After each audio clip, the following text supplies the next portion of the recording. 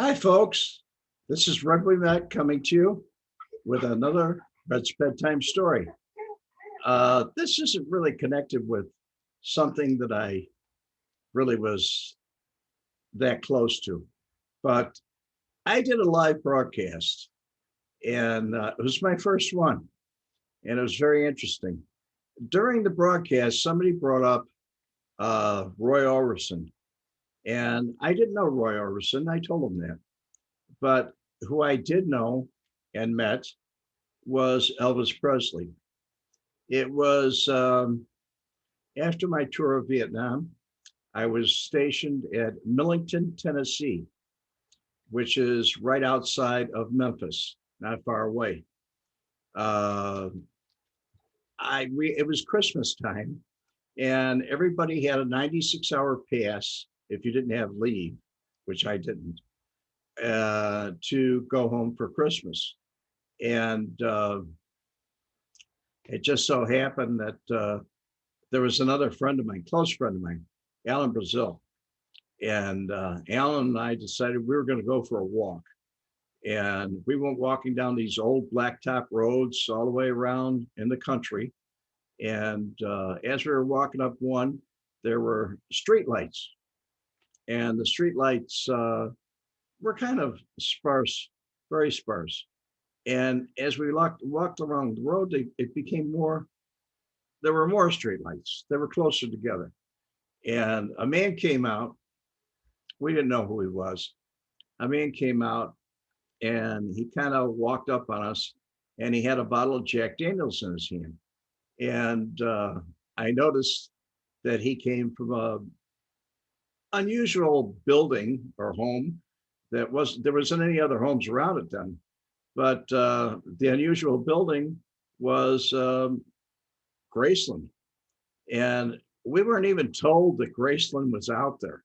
We were told that it was called Whitehaven, and that was the area, what it was called.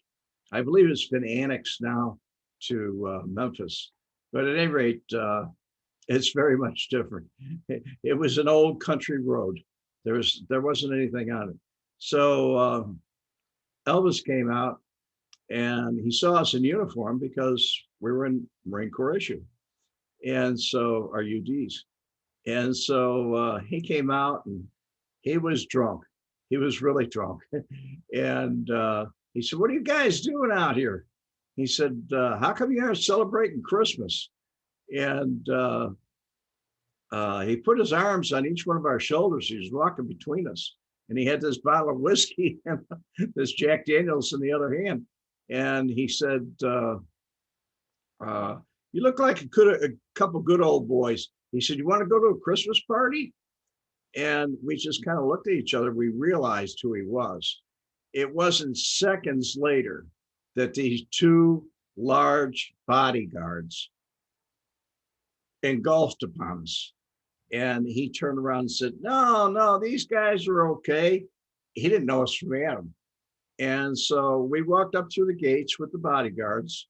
And as you went into his building, or his home, there was a little office off to the left.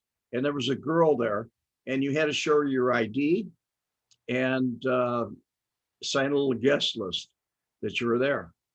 And I didn't see him the rest of the night. I saw a lot of other people. It was very interesting, but he got lost in the crowd of people and I didn't really pay much attention to it.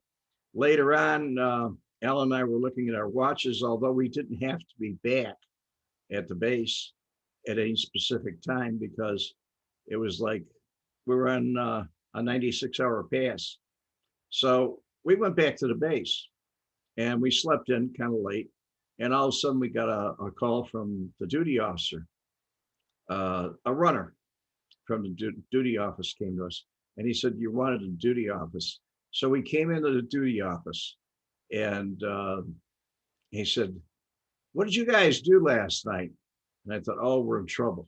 We're in real trouble." And I said, "We went out sightseeing and we saw the Presley mansion." And he said, "Obviously." He said, "I got a phone call." And he said, "There's a limousine coming to pick you up." they want to bring you to Graceland, and it'll be here at I think it was 1:30 in the afternoon, which would have been 1:30 hours.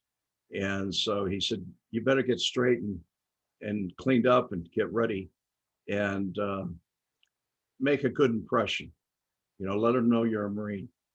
And so I said, okay. We went back and jumped in the shower, cleaned up, shaved, got all ready, and got our UDs like we were the day before. And we had overcoats on. And sure enough, this Cadillac limo pulls up, and the officer of the day was there. I guess they had to get a pass to get in to the base. And he told us, have a good time. He was real nice. He wasn't as businesslike as he was before. So we got a chance to go out there. And I did see him. I talked to him. But we were in a crowd of people. I mean, there was a crowd of people there. It wasn't like I had a one-on-one interview with him or anything like that. But we were very impressed, very impressed. He was overweight by that time, not as bad as he was when he died, but he was overweight by then. And he laughed a lot. He called himself a hillbilly cat. That's what he called himself when he was talking about himself. And he would laugh when he said it. It was very interesting. But somebody else mentioned during that live podcast that the problem was that they said, are all the musicians mobbed up?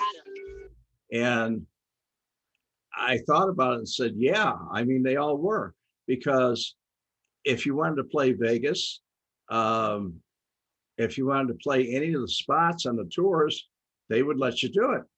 But in the meantime, you just had to make the rounds on the circuit, you know, where they wanted you to play, you played. You may get some good places, you may get some bad.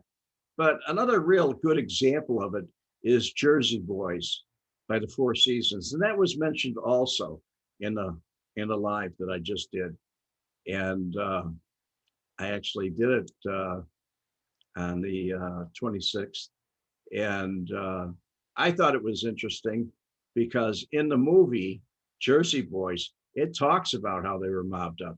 It talks about how they came from the old neighborhood, how they were arrested, how they were in a lot of things. But it was very interesting. So this is not my book, folks, but I thought I'd get it out to you and let you know my feelings about it. It was part of my experiences. And I guess it's one that's memorable because not many people had the treatment I had. It was just phenomenal. It was something that was a fluke. It just happened. And Alan and I never forgot it. Alan lived in California and I lived in Chicago at the time. So we were far beyond a 96-hour pass to get out. So I hope you enjoyed the video and thank you so much and God bless you.